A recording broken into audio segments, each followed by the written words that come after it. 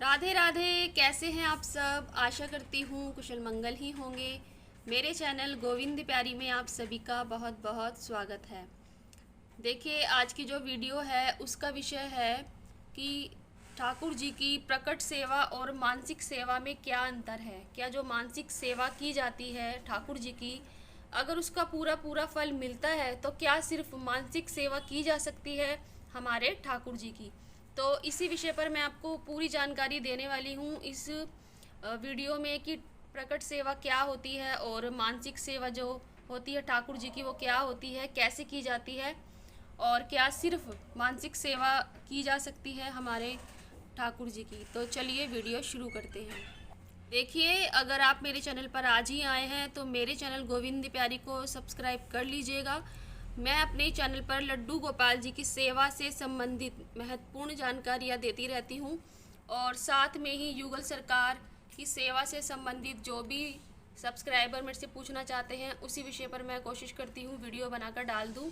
यानी युगल सरकार की सेवा से संबंधित विषयों पर भी मैं जानकारी देती रहती हूँ। और देखिए, साथ ही राधा नाम श्री राधा नाम की सेवा से संबंधित जानकारियाँ समय समय पर देती रहती हूँ। तो चलिए वीडियो शुरू करते हैं। तो देखिए, सबसे पहले तो मैं ये बताना चाहूँगी कि प्रकट सेवा क्या होती है।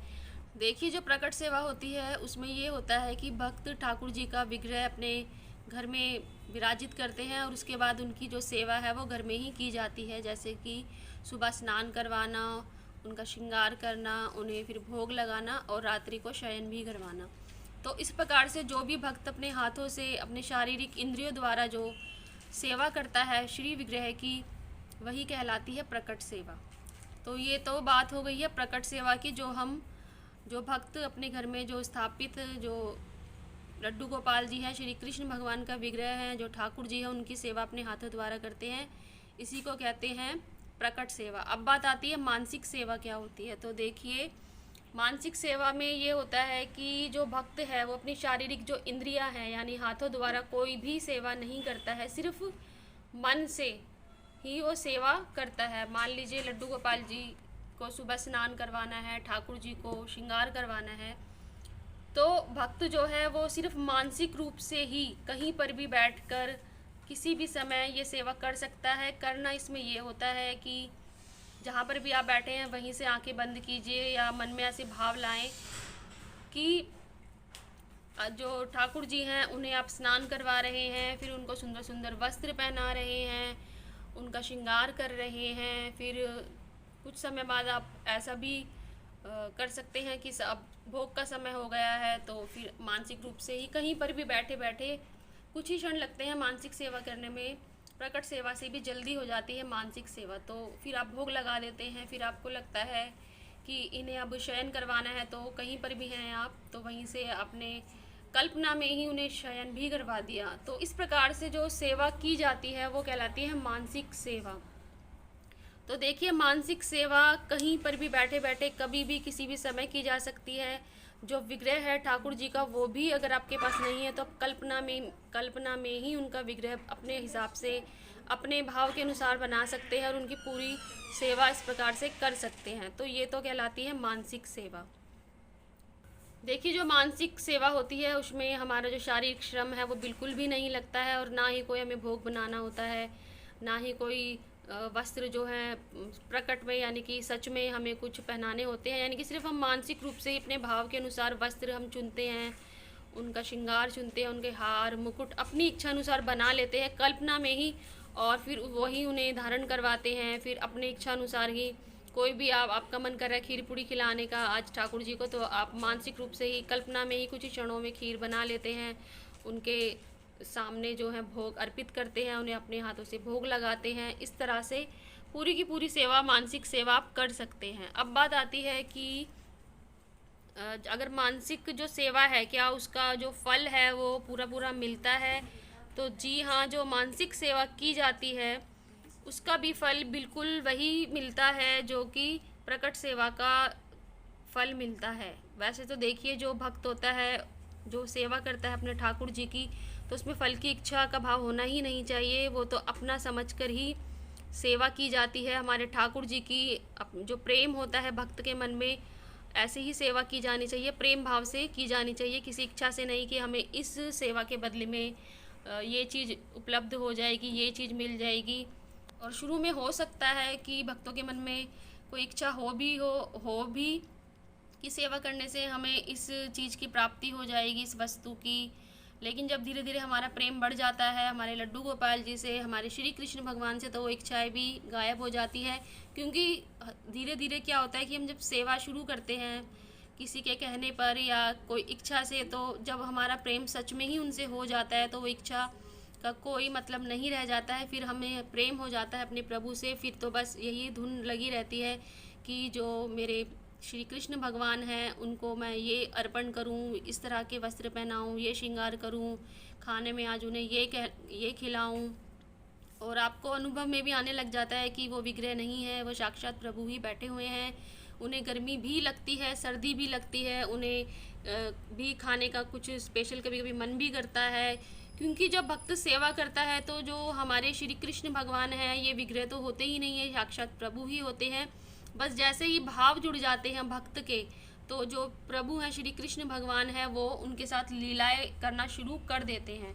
और इन्हीं लीलाओं से फिर भक्त का जो विश्वास है वो मजबूत हो जाता है कि जो बैठे हुए हैं विग्रह के रूप में, ये सिर्फ विग्रह नहीं है, ये तो साक्षात ही प्रभु है। यानी कि विश्वास जो होता है वो धीरे धीरे मजबूत प्रबल होता ही चला जाता है। क्योंकि उन्हें अब अनुभव में आने लग जाता है कि वो कोई विग्रह नहीं है, वो साक्षात प्रभु हैं, प्रभु लीलाएं करते रहते हैं। और भक्त का जो विश्वास है वो फिर बढ़ जाता है। और जब भक्त का विश्वास बढ़ता है, जब प्रेम हो जाता है सचमुच में हमें अपने श्री कृष्ण भगवान से, हमारी राधा रानी से जब हमें प्रेम हो जाता है तो सेवा का भाव आना ही स्वाभाविक है। क्योंकि जहाँ प्रेम होता है वहाँ सेवा भाव का होना ये अपने आप ही होता है।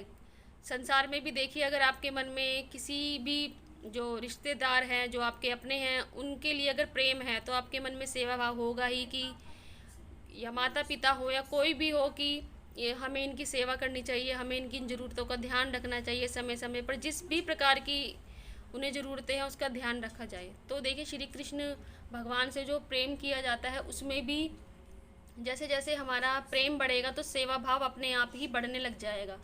और देखिए जो सेवाएं हैं श्री कृष्ण भगवान की वो तो अनंत हैं। देखिए जो मैंने सेवाएं बताई कि स्नान, भोग, शयन, ये तो देखिए है ही। इसके अलावा भी सेवाएं अनंत हैं, भक्तों के भाव के अनुसार सेवाएं अनंत है।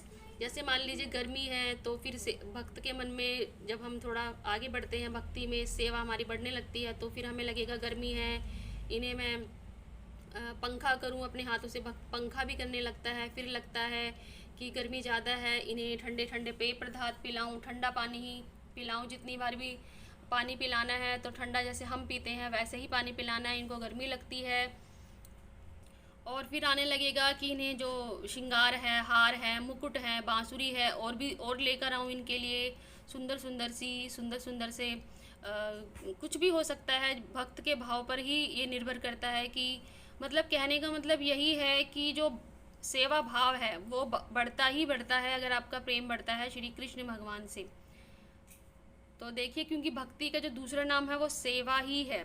और देखिए जैसे आपने मंदिरों में भी देखा होगा कि जो जितने भी मंदिर हैं, गोस्वामी जी हैं, जो हमारे महाराज जी हैं, संत जी हैं, सभी सेवा से जुड़े हुए हैं। अब देखिए जो मंदिर होता है वो थोड़ा विशाल रूप में होता है, विग्रह भी बड़े होते हैं, तो क्या होता है कि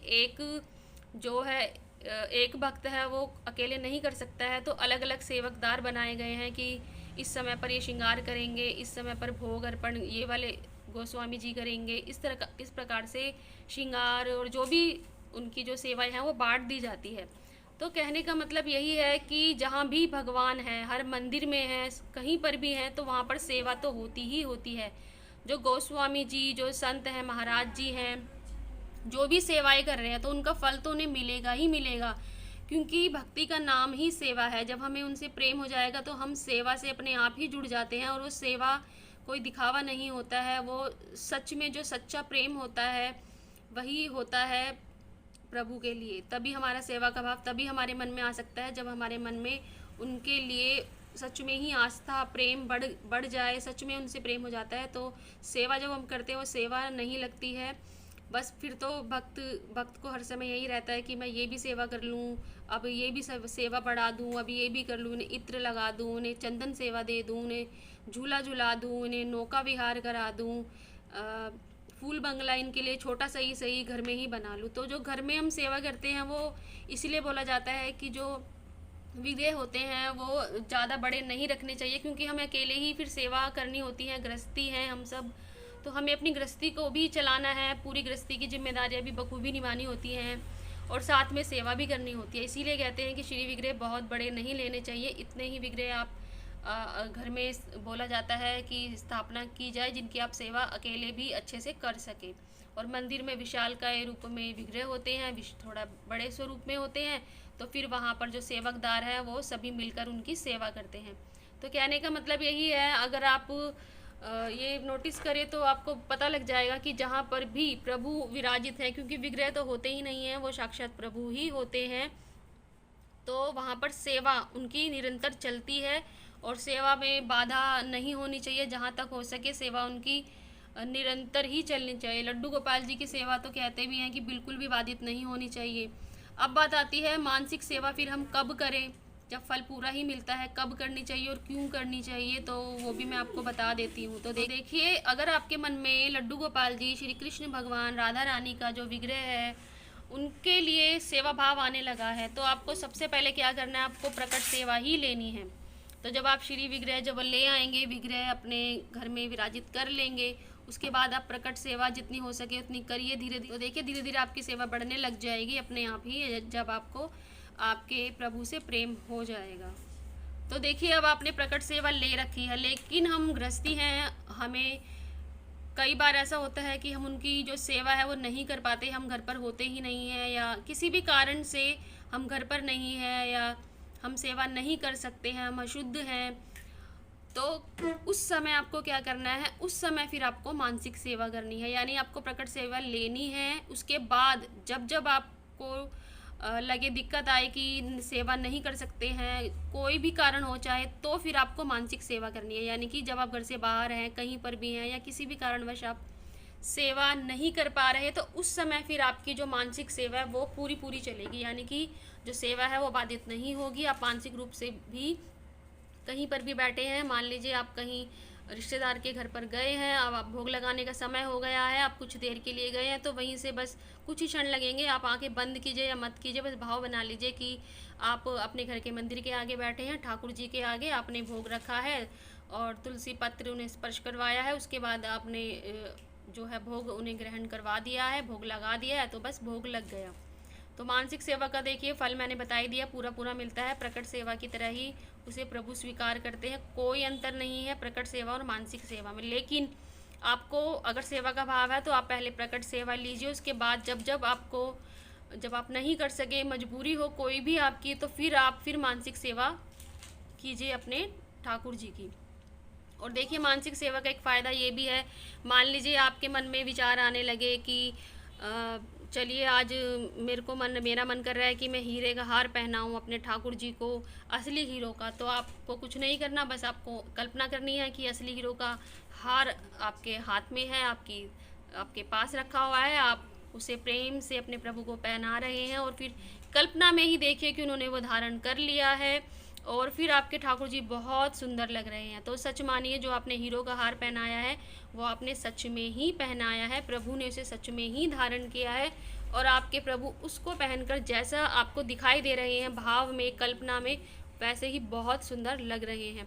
तो मानसिक सेवा में जब भी आपको कोई ऐसी सेवा करने का मन करे जो आप प्रकट में नहीं कर सकते हैं, किसी भी कारणवश जो भी है आप नहीं अफोर्ड कर सकते हैं उस चीज़ को, तो आप कभी कभार ऐसा भी कर सकते हैं, मानसिक रूप से उन्हें वो वस्तु जो भी है आप धारण करवाना चाहे, आपका मन करे कभी भी, तो आप इस प्रकार से करवा सकते हैं। मान लीजिए आपका मन करे आज मुझे तो भाई बहुत सारे व्यंजन बनाने हैं अपने प्रभु के लिए, लेकिन प्रकट में आप नहीं बना सकते हैं, तो कोई बात नहीं, आप मानसिक रूप से काफ़ी सारे 56 भोग रख दीजिए अपने प्रभु के आगे। तो आपको क्या करना है, बस वही 56 भोग कल्पना में मानसिक रूप से रख दीजिए अपने प्रभु के आगे, और एक एक करके अपने हाथों से भोग लगाइए। तो सच मानिए, यकीन मानिएगा, वो 56 भोग जो आपने रखे हैं, प्रभु को अर्पित किए हैं, वो 56 के 56 भोग आपके जो ठाकुर जी हैं उन्होंने ग्रहण कर लिए हैं। तो कहने का मतलब यही है कि जो मानसिक सेवा जो होती है और जो प्रकट सेवा होती है उसमें कोई भेद नहीं होता है। लेकिन आप प्रकट सेवा लीजिए अगर आपके मन में सेवा भाव है। उसके बाद जब आपकी मजबूरी बन जाए कि आप सेवा नहीं कर सकते हैं तो फिर आप उनकी सेवा मानसिक रूप से कर सकते हैं। तो देखिए अंत में यही कहना चाहूँगी कि देखिए जो सेवा हम करते हैं अपने लड्डू गोपाल जी की, अपने श्री कृष्ण भगवान की, वो बहुत ही सरल मार्ग है भगवान तक पहुँचने का। और देखिए जो हमारी श्री जी हैं, जो हमारे श्री कृष्ण भगवान हैं, जो हमारी छोटी सी जो राई के समान जो सेवा है उसका फल जब देने को आते हैं तो समेरू पर्वत जो पहाड़ जैसा फल दे देते हैं। वैसे फल की इच्छा तो हमें नहीं करनी चाहिए, लेकिन फिर भी ये भी सत्य है कि जब वो फल देने पर आते हैं तो जो मनुष्य है उसका फिर कल्याण निश्चित हो जाता है। और इसी सेवा के द्वारा आप भगवत प्राप्ति भी कर सकते हैं। बस साथ ही साथ आप नाम जाप करते रहें, जो भी आपको नाम प्रिय हो, श्री राधा रानी का, कृष्ण भगवान का, उसका नाम जाप करते रहें, सेवा करते रहें। और फिर आप सब अपने जो प्रभु हैं, राधा रानी है, उन पर छोड़ दीजिए। फिर आपको किसी बात की चिंता करने की आवश्यकता नहीं है। तो चलिए मैं तो यही कहूँगी कि अधिक से अधिक सेवा से जुड़े। लड्डू गोपाल जी का जो विग्रह है बहुत छोटा सा ले आए। अगर आप ज़्यादा सेवा नहीं कर सकते हैं तो उनकी सेवा शुरू कर दीजिए पूरे सच्चे मन से, श्रद्धा के साथ। फिर देखिए कैसे कैसे चमत्कार लीलाएं आपके साथ भी लड्डू गोपाल जी करने लगेंगे। तो एक बार और कहना चाहूँगी, अगर आप मेरे चैनल पर आज ही आए हैं तो मेरे चैनल गोविंद प्यारी को ज़रूर सब्सक्राइब कीजिए और ज़्यादा से ज़्यादा इस वीडियो को शेयर कीजिएगा। और जानकारी आपको अच्छी लगी हो तो प्लीज़ एक लाइक ज़रूर कर दीजिएगा। तो चलिए फिर आज की वीडियो हम यहीं समाप्त करते हैं। राधे राधे।